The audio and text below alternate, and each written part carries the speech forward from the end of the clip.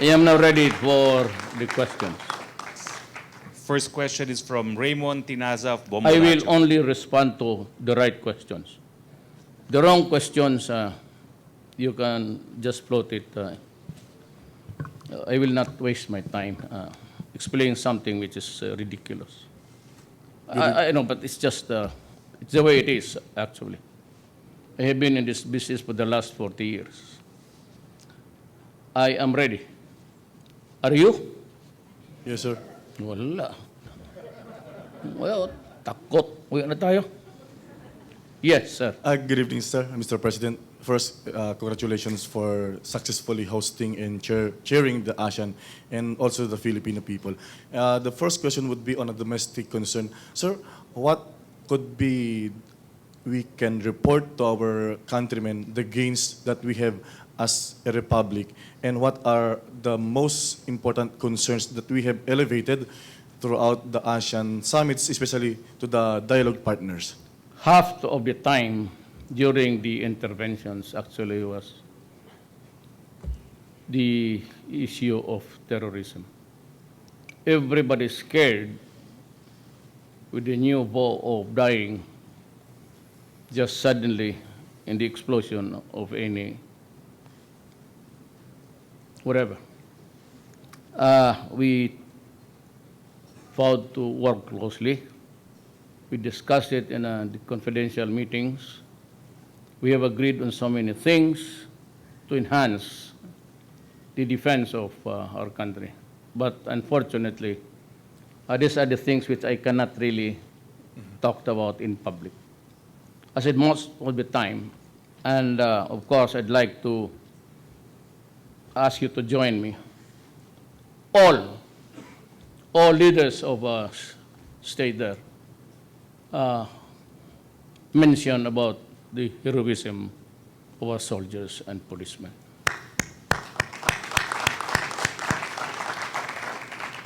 And of course, they mention about my loss. Figures of about 150 something of the soldiers and policemen. Throughout the country today, I'm losing about 3 policemen in ambuscades and number of soldiers also. We are through with this. I'm sure we have been stretched thin by the events, and I just sinabi ko sa no more activities. We have to zero in on the problems that are really urgent and immediate. And these are one of the things that I'd like to close in.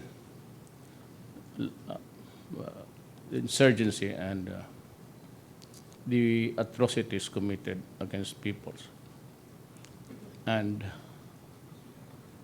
communities. I'm ready for the next question. Sir, last question from my end. Sir, you've mentioned that, or even Singaporean Prime Minister Lee Hsien Loong mentioned of the agreement of the leaders to the finalizing of the Code of Conduct in the South China Sea. So can you share or elaborate, sir, on how Yes. did you come about with this agreement? Our representative of this country and the other at the ministerial level, they're still at it. I don't know where, but they're working on it.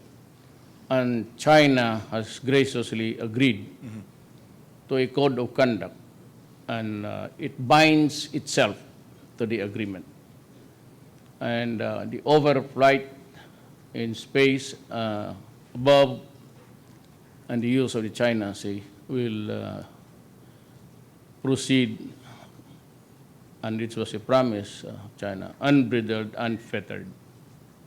And we can use the space, I said. The most telling argument there is, I will not mention the name, but one of the officials of China asked me, "You are the president of your country, right?" I go, "Yes, correct." And of course, I was just asking, he was a lawyer maybe. I said, "And you are very much interested in the protection of the lives of your people?" "Yes." I said, "China too. We do not want to lose a single life.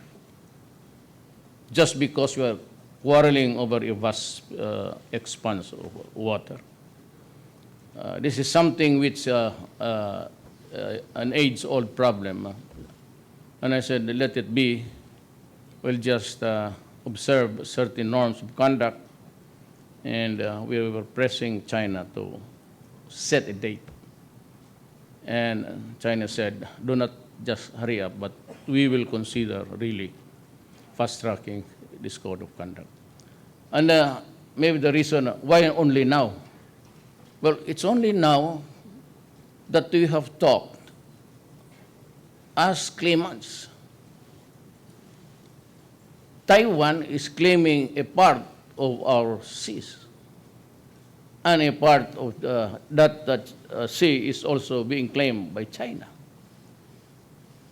We have our own case, arbitral agreement, but that agreement binds only China and us.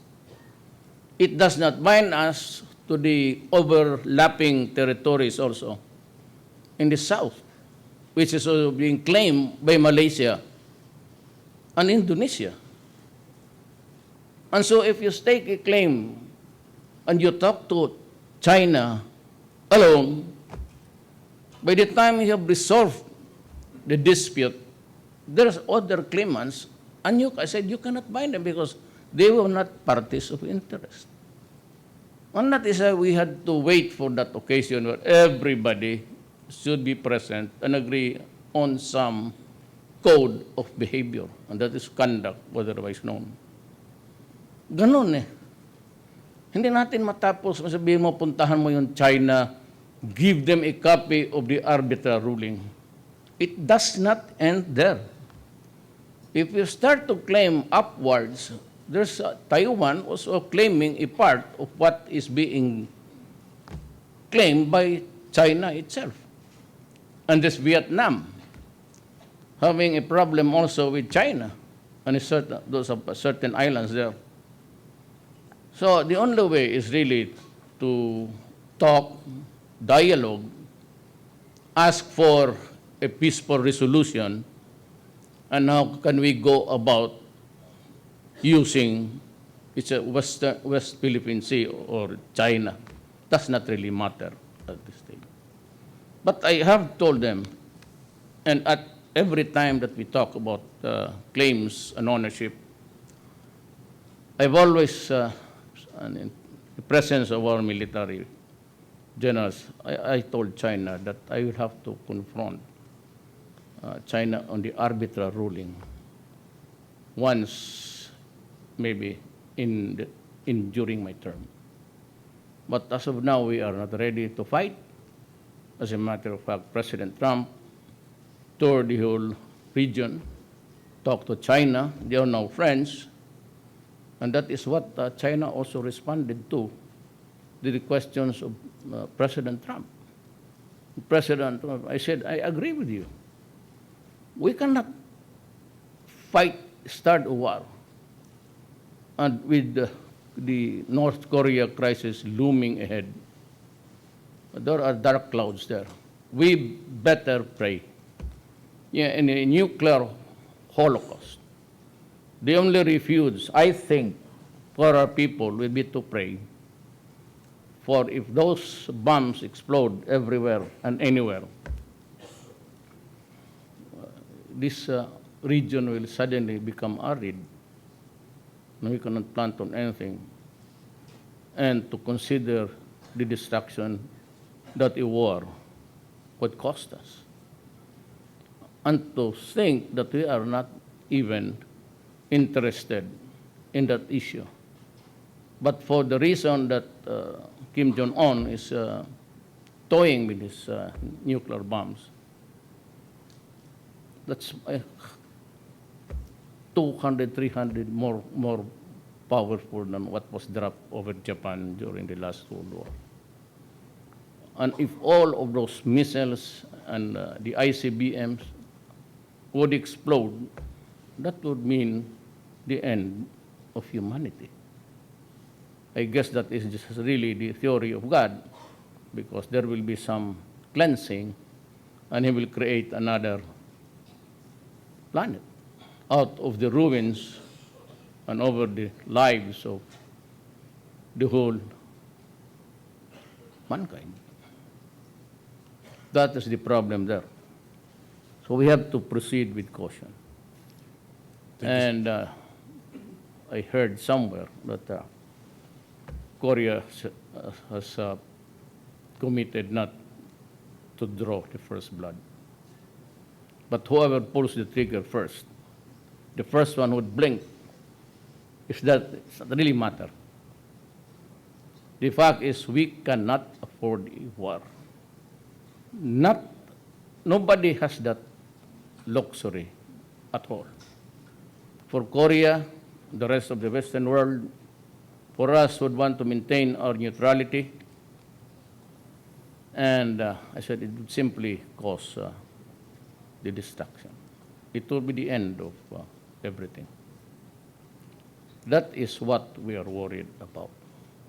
It's not a question of controlling the effects, because if the consequences are there displayed before you, it's going to be something like a Holocaust, maybe 1,000 times over. Walang mananalo dito. Mankind would lose, would end up the loser of this is. That is why I said almost a fourth of our time together, and even during the public interventions, I don't know if it was live outside, about every leader mentioned about Korea. And dito naman sa akin, they had really kind and good words for our armed forces and the police. And that is why maybe I got it right. That right beginning of my term, I said, I'll double your salary. One is that really, I'll tell you the truth, PNP, National Police. There are a lot of scalawags there. They've been used to, maybe I would, not the last card, but I would just deal with them like this. Dublado na sweldo mo. Sana wag naman akong makarinig na kunikolektahan mo, kinikilkilan mo. So that's Visayan term. Kill is extortion. Sana naman ho. Otherwise, forget that you are my policeman. We have some scalawags in there, but fewer in between sa ating buhay sa. So always I'm having because a lot of, maybe we'll have to revise everything. I said I need time after busy days to ponder on it, sleep on it, and maybe come up with something. There's a serious problem about the recruitment. Kasi yung iba, baski wala, they can produce a diploma, then they can produce something of a clean record. Pagka ganon, then I will hold the agency responsible for the clearance. If it is the NBI, then I'm sure he will be fired and will be prosecuted. No, I have zero tolerance about graft and corruption. Wala akong pinipili. I have fired several already. But I do not make a noise about it. Basta, dismiss ako ng dismiss. But also, at the same time, if it's really a serious matter, I always order the filing of the case before the ombudsman. Sana wag mo, ayaw ko may maghinakit sa akin. Pero somehow I have to do something. I have 4 years and some months left. Maybe just give me on the 3rd year, I'd be able to change something there. Not only with the police, but with everybody. But you can only get it if you are not a, kasi kung patawarin, tapos loko-loko talaga. The idiot would drag the entire PNP down to the drain. And it's not fair because most of our law enforcers, the police, and even the National Bureau of Investigations, there are still few good men left there. But I have to study it very carefully, but also to come up some major decisions, maybe in the recruitment. No. Okay. Thank you, Mr. President. Next question from Ina Andolong of CNN Philippines. Nakahilos ka, mananga. Good evening, Mr. President. Yes. Canadian Prime Minister Justin Trudeau mentioned that you were receptive when he raised the issue of human rights and extrajudicial killings during your brief meeting. Can you tell us how you responded when Well, this matter was raised, and if other state leaders also, sir, talked to you about this issue? You know, I was elected by the people of the Republic of the Philippines. I only answer to the people of the Republic of the Philippines. Ano to? If you are a Filipino, even if you are a fisherman and you ask me, and I'll explain to you patiently. But for the others, they should come here. And I just said a word. What happened to the right to be heard? Sabi ko sa kanya, did it not occur to you to wonder why? Ang pinapakita nila, extrajudicial killing. Hindi nga malaman makaproduce where, what happened, when, and how. I was told by the PNP head, it was at the venue, and reported one lady who worked for a bank who was knocking the door of her house when she arrived late. But there was, nakatira lang doon, nanay pati tatay niya. Hindi ka agad narinig. So mayroon mga tao doon nag-inuman sa isang kanto. They just dragged the lady and raped her and killed her. And Bato, as he is popularly known, said, what are we going to do it? Find out if it's the drug. Then if it is drug, go to the human rights. And maybe to the priests and bishops. Don't mess up with the... I ordered you to stay away from drug cases because you are suspected of killing them extrajudicially. But would you not be surprised na kung ipakita mo extrajudicial killings, lahat ang namatay sa extrajudicial killing lang. And when they are shown the records of about one is 10,000, the other is 6, then 4, whatever, dagdagan mo na, gawin mo na ng 50. Do you think that they can really produce one conviction?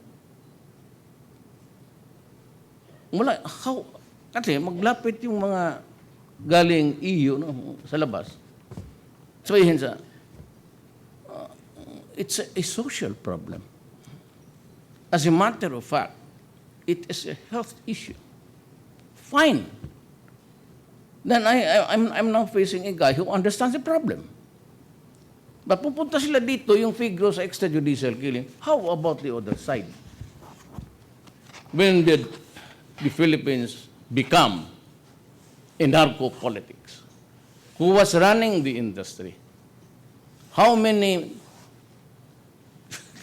mayors and policemen and all, even generals who were into it? Then, bakit namatay ito? I say, you know, but it appears that you are killing the small fry. Well, okay, I'll go for the big ones.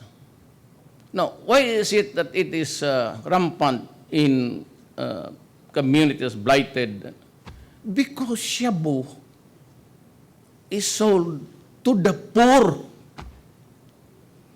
They are not sold to the guys who are students of maybe rich enough to go around every night because they buy cocaine and hashish. Alam nila na maluluko sila. That's why sabihin mo, when you say that, why is it that he's an addict for years, but sometimes he's good. Well, you should take a look, I said, about the report of the World Health Organization. Now, you would see there the characterization of shabu, LSD, and it is only in the methamphetamine that you will read there. Can I, where's my aid? Come on.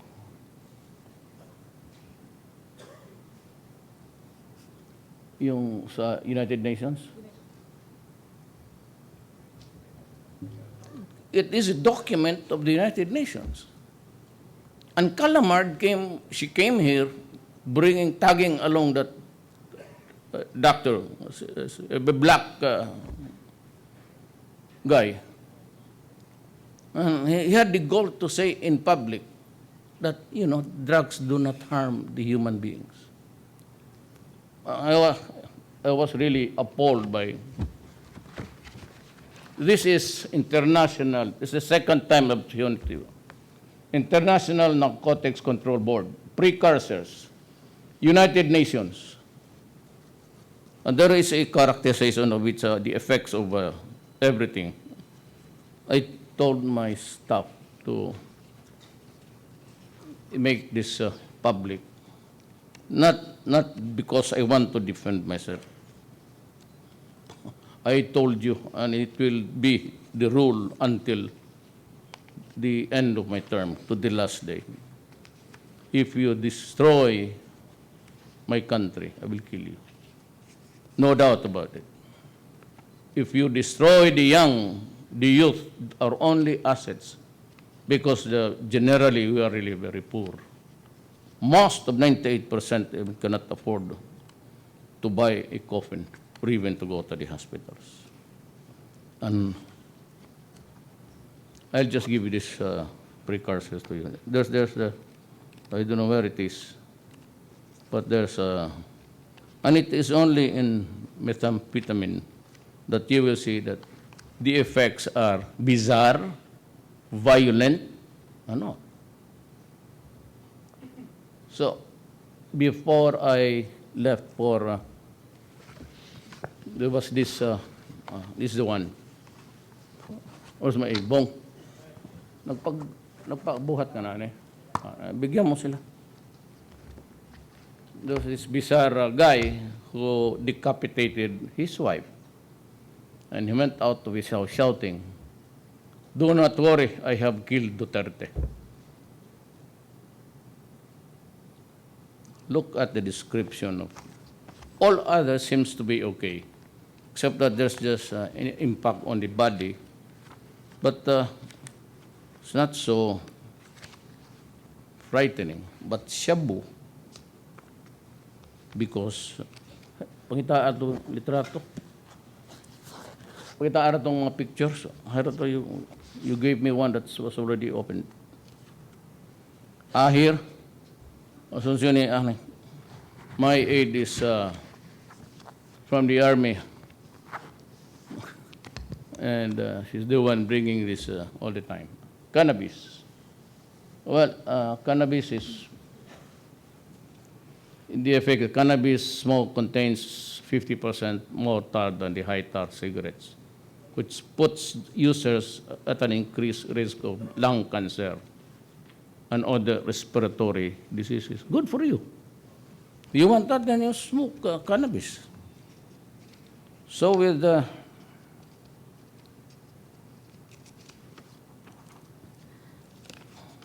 cocaine, you can find it other risks. You better read the characterization. Other risks, mixing cocaine with alcohol is dangerous cocktail and can greatly increase the chances of sudden death. Well, if you are the one dying suddenly, good for you and good for mankind. Ecstasy. Ecstasy, tablets or pills that are sold as ecstasy may contain other potentially dangerous substances which can vary widely in strength and effects. Do you remember now the case of those 4 guys who had a drinking spree inside Pasay City Entertainment? 4 of them suffered heart attacks. And the police told me that during the forensics, ang heart niya tripled bumuka.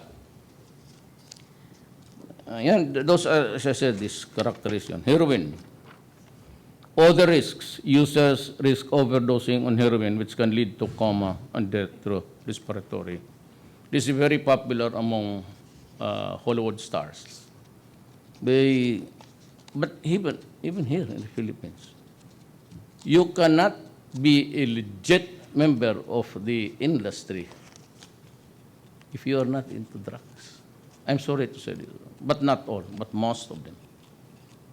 You know, kapayat na hindi mo maintindihan ang, I'm sure that you saw one. LSD, the physical effects are small compared to the psychological, emotional effects. So it's more of the mind. But look at methamphetamine. Other risks, methamphetamine use sometimes triggers aggressive, violent, and bizarre behavior among users. Kaya pati yung mga bata, they rape infants, they rape a family, rapes the blind mother, rapes the daughter-in-law, molested the 14-year-old daughter, and stabbed to death a 1-year-old guy. If you are the president, would you be comfortable with this? And you're confronted every day. Now, I do not know if my orders to the police and other law enforcement agencies to stop meddling in Cebu drugs, so, do not, because if they lie dead there, shot, it's always the police who gets the blame. Kuhayaan mo.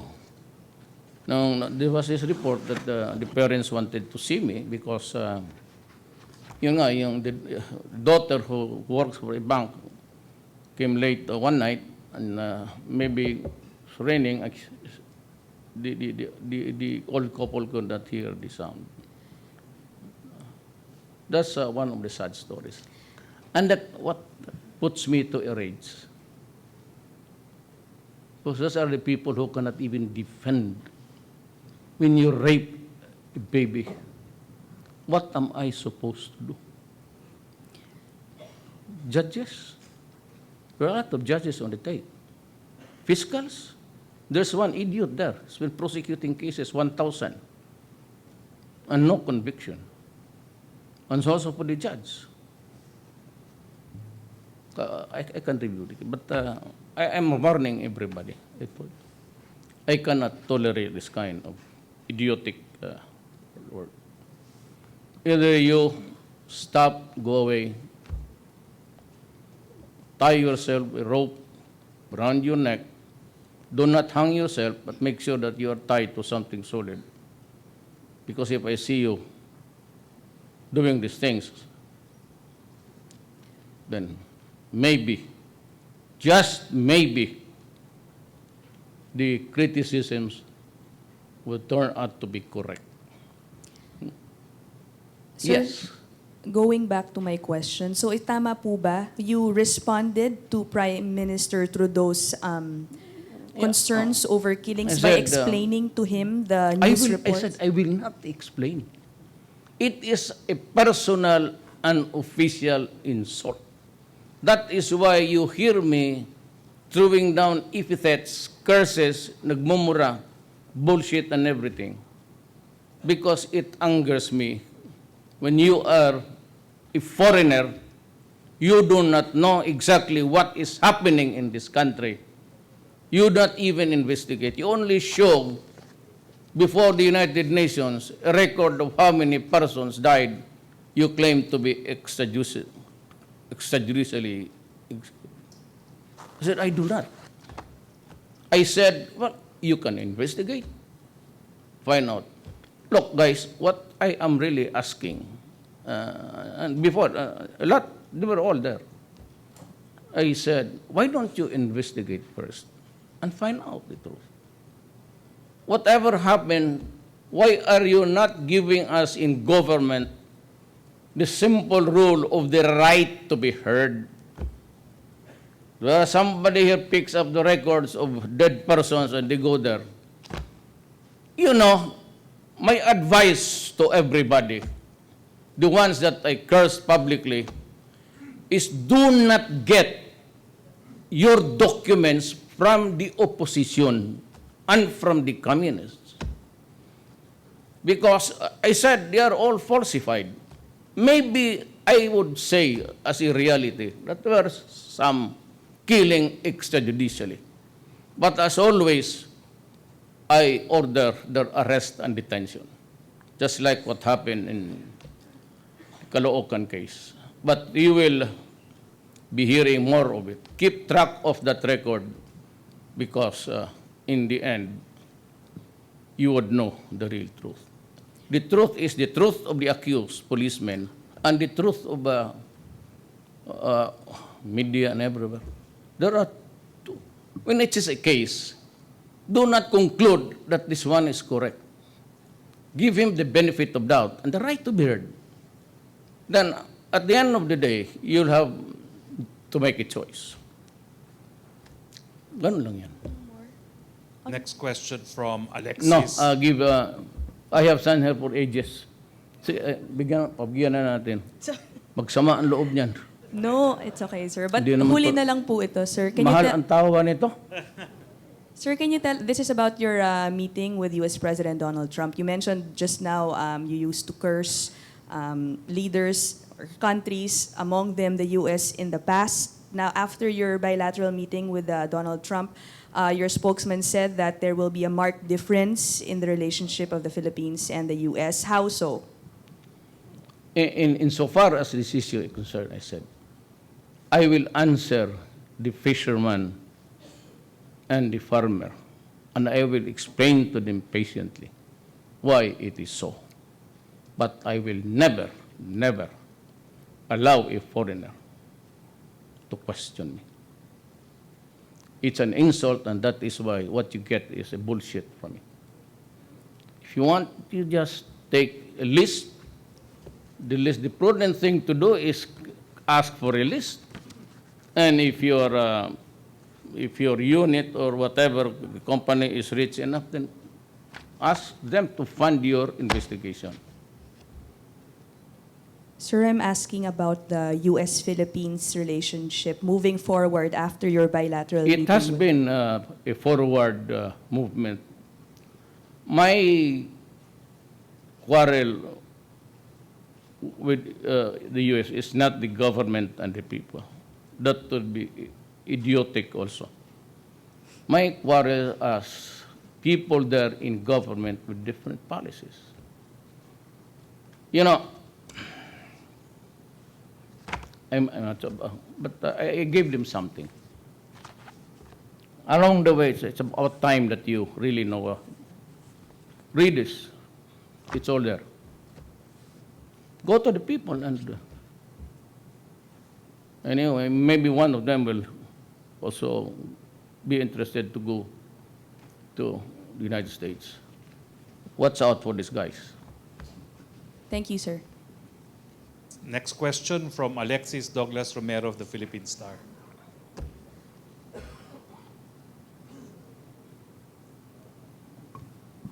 Good evening, Mr. President.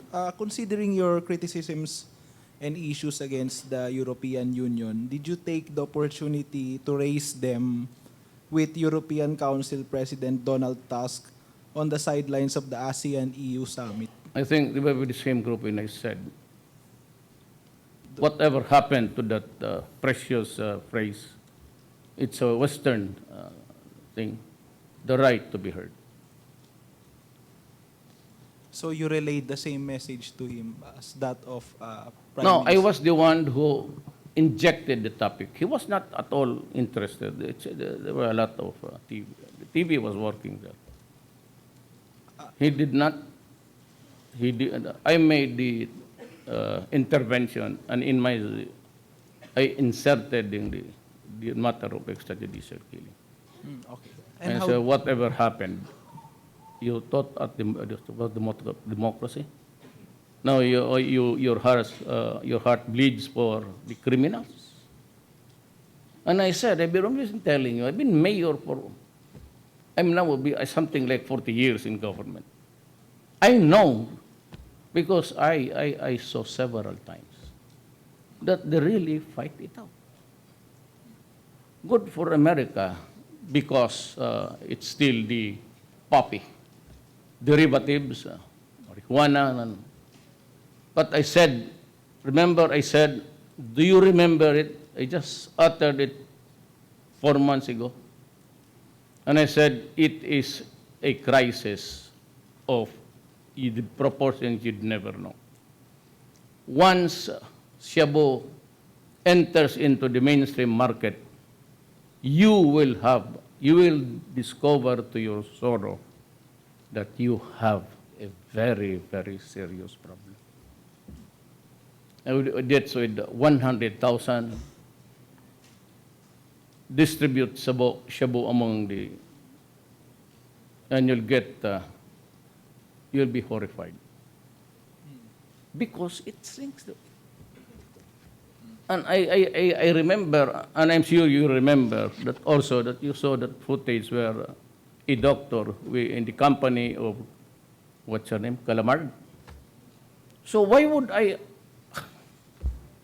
and I would tell her, look, shit, there is a report coming from the same body where you are a rapporteur. You bring a doctor here and, start to expound about drugs. And I said, Digol, you remember, you only have one program to watch. He said that drugs does not do harm to people, to human beings. I almost fell out of the chair that I was sitting. God, here is a United Nations inhabited, working for, allegedly, for mankind, and you have here a list of drugs which will explain why they are criminals, and you listen to these idiots there, believing them, and you investigate me? Son of... Let me tell you, are you crazy? You better reconcile your basic principles there. If you cannot agree on something and you start to mess up, then what you get is, that's why I said to Obama, go to hell. You want to file a case? File it. Whatever court, United Nations, go. And the EU, offering us, I don't know how much this time. So the Secretary of Finance asked me if I'm willing to accept it. Give it to the persons you believe who will tell you the truth. Do not give it to me. Because you think that I'm just like the NPAs. Look at the propaganda outside. Duterte, U.S., fascist dictators. And then I said, suddenly last week, if I am a dictator, I am a son of a bitch, why are you forcing me to talk to you? Look at the propaganda. Resume peace talks, resume peace talks. Oh, if you think that I'm a fascist and a killer, why are you talking to me? Now, for the others, let us be an education also for all. Do not come to me asking, even if it is true or false, do not ask me. If you want something from my mouth, evidence, do not get it from my oral cavity. Look for somebody else. You must be stupid. Even if it's true or it's false. That is right against self-incrimination. You must be thinking that I am stupid. Remember that I was a prosecutor for 9 years before I became mayor, and eventually, I don't know why I'm here. Follow-up, Mr. President. Did European Council President Donald Tusk talk to you about the donations of the EU? Did you discuss it with him? Forget it. We will survive, even if we have to eat dried fish and rice. We will survive. Thank you, Mr. President. Next question is Just from... don't fuck with my country about sovereignty. That is really an insult. I consider it a very serious insult. Yes, sir. Wang Zheng of CCTV.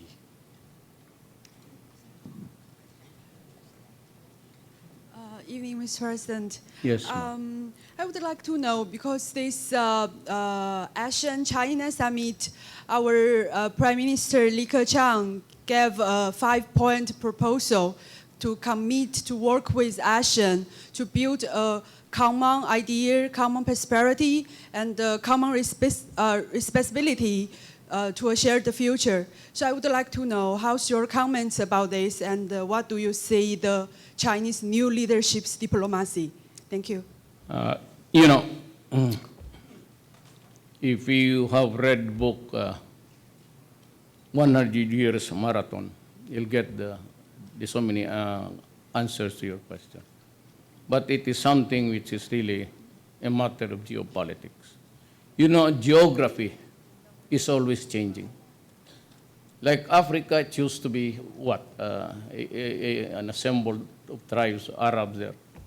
But when the West came in, made use of their natural resources, and decided to cut the whole continent into pieces. One, the Westerners. Germany had it. Britain was also there to get the share. And they created an empire, the Western world, an industrial empire, using the resources of other people. And in the process, putting down revolutions because people there decided that somebody else is messing up with the resources of my country. And they were the first Westerners who went there, made use of the oil in numbers, and built their industrialization ahead. So leaving behind, that's history. Changing the geopolitical, it is always something like might is right and right is might. Same thing in Asia. It will change. We, the Philippines, were occupied by the Spaniards for 400 years. America, 50 years. Malaysia was a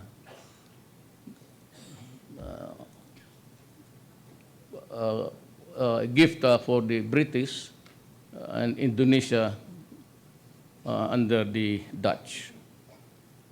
So now it is 2 generations, 3 generations later. There's a shifting of geopolitical powers. There's and now there are territories that, and these terrorists are now concentrating in building up a caliphate, and they want other to establish their claim, just like what they were doing in Marawi. Well, I'm not about ready to donate even an inch of my country. Mga Filipino, they have no land. They raided the National Housing authority was building houses for the soldiers. And they went there to occupy, they left and claimed the property as theirs. And I told the soldiers,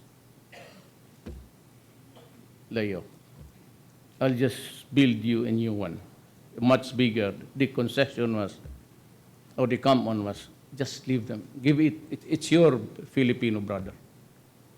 They simply are also poor. If they are rich, then they would not be messing up with the government.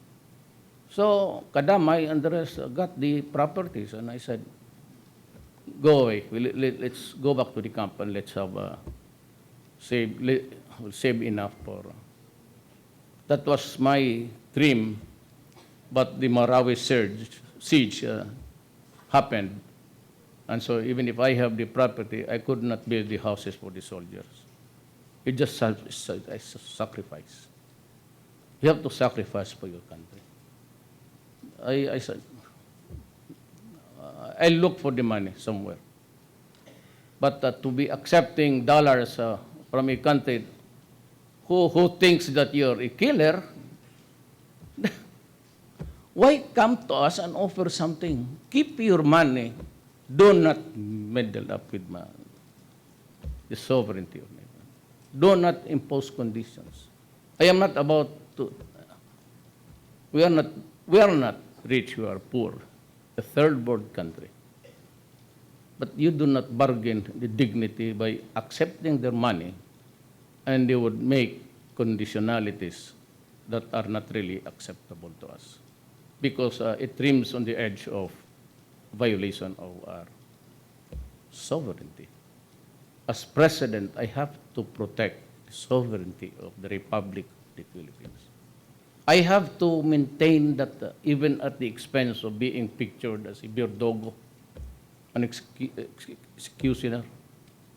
Fine. What about it? Anyway, my duty is to my country. I only answer to the Filipino. I will not answer to any other bullshit, especially foreigners. Lay off. Nobody ever mentioned about human rights violation. No one was ready to ask, either private or public. The Canadians were talking about aid, assistance, and I said, how Canada is. It's a democracy. Fine, it's a working democracy. I do not force anybody there to give that clearance or whatever. Just like what happened months before. We bought we were trying to buy 23,000 rifles because I already had some intelligence report that the country is afire. And the intelligence showed that there was this build-up in Marawi, which could be precipitated any moment because it was fine. But mind you, I am a descendant from that Marawi. My grandmother, the mother of my mother.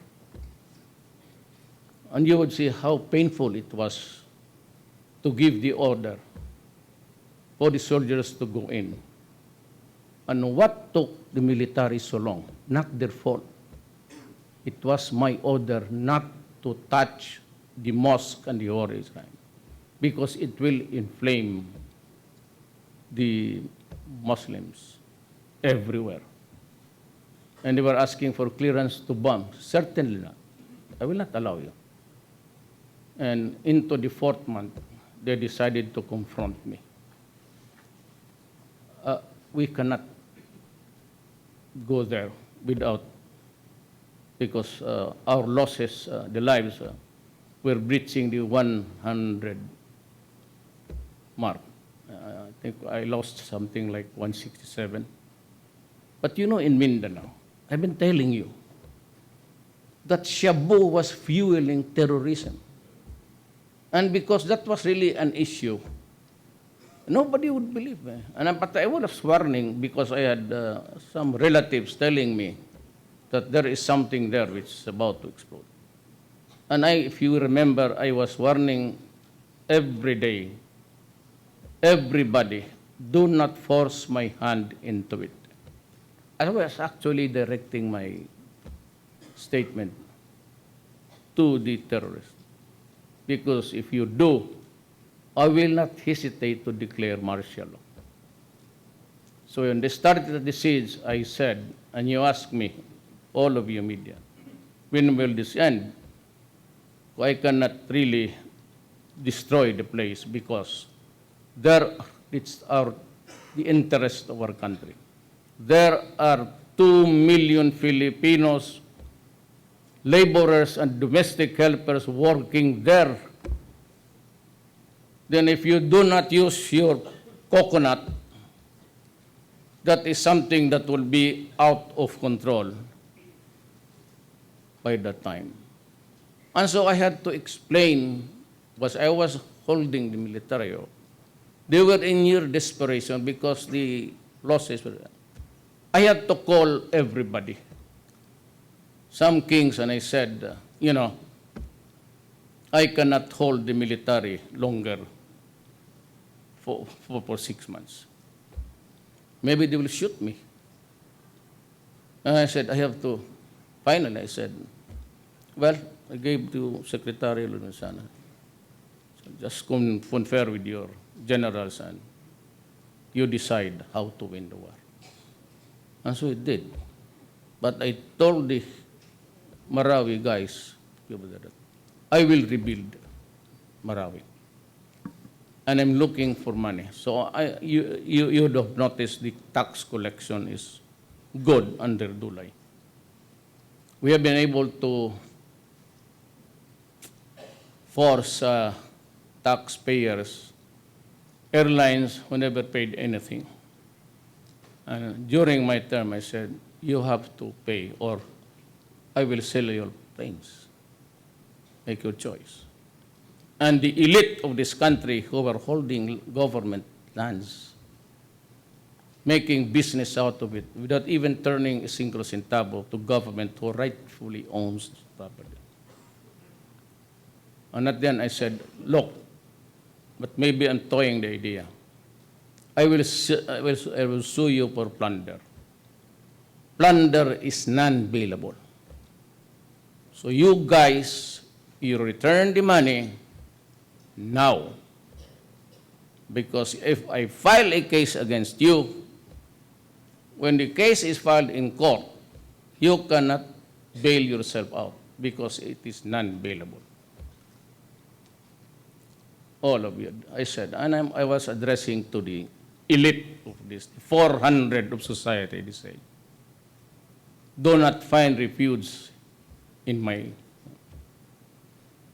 You can kill me, you can impeach me, try your luck there, but there will be no compromises. I do not agree on these things. I do not compromise the interest of my country and people. You can be sure of that. Thank you, Mr. President. Thank you, ladies and gentlemen of the media. That concludes our press conference, and the President will still proceed to his last bilateral with I New still have Zealand. one last bilateral. Everybody participating there wants bilateral. We have this plenary, then bilateral. I could not even keep up with the heavy schedule. I have to wake up at 6. So I go home, I ask so many questions from the workers of government. And I get the feedback. When I'm satisfied that everything, the police is there. But, I said, we sleep 2, 3, and I wake up at 6, 7 because of the so many bilaterals. And I said, I have a shortage of sleep. Maybe I'm for 16 hours, 17 hours, something like that. But I will recover because tomorrow would be the last day and I'm flying out to my city by the sea. I feel it is my comfort zone. I see my grandsons, and I embrace my youngest daughter, and everything seems to be good. But when I land here, it seems to be that something is wrong with this society. Had I known that this is the kind of thing that you have to indulge in, maybe if I control the hands of time, it would have a different decision. But, you know, it was a question of law. It was not because there was already money available. At that point, nobody was giving me, and I was not receiving anything. I said, you know, you must know now how it developed. But I do not want to offend Grace Poe. But it was the reason why I decided that if that is the way how the Supreme Court rules on some important constitutional issues, it was in the interpretation that natural-born citizens means simply you are a citizen, a Filipino, at the time of your birth. When you go out of the womb of your mother, you must already be a Filipino. Naturalization, grant of whatever, is not naturally born Filipino. When the Supreme Court applied it, but I will honor it. There's no problem. It's a decision of the court. But at that time, if I go back in time, that precipitated a very serious issue in my mind. Always, if you become a citizen by a treaty that there will be no stateless persons, I like it. No problem about it. That there's a treaty which says that you cannot be a foundling or a person without a citizenship. And I agree with it. But, you know, it's an interpretation that if you are naturalized, adoption, you are not a Filipino citizen, because it is when you get out of the physical side. But when she was declared, she was disqualified by the Commission on Elections, also justices. And upon appeal, they ruled that she is a Filipino. And I said, well, I'm sorry, Mr. Supreme Court, I do not agree with you. So I'm running. So I flew in. There was this birthday party of a fraternity brother of mine. I attended the party, and I announced my intention. And that is where I find myself now. And I've said that, do not destroy my country. Do not destroy the young in this country. We are not rich. I belong to the 98. Maybe a few, 4 or 5 million. I said, if it begins to be something like 1 billion, you can be sure, by the grace of God, I will step down. There's a waiver. There's no need for me to renew it. It does not say that this waiver expires on such a date. I just gave the authority for some guys to look into my bank account. And I told you that the money was this much. Now you want me to renew. Tawag yan, they must have been taking me as oto-oto. You know, this guy, oh, you do this, you do that, you're an errand boy. But you know, there are things which I cannot ask an errand to do something, and they're waiting for me. The last bilateral would be New Zealand. She's waiting. Jacinta Ardern. This is a lady. She's the Prime Minister of New Zealand. They're waiting for me because they also want a bilateral. So it's 10:30. Hopefully by 2 o'clock. But if this continues, I might as well decide to jump into the Pasig River and rest in peace for all time.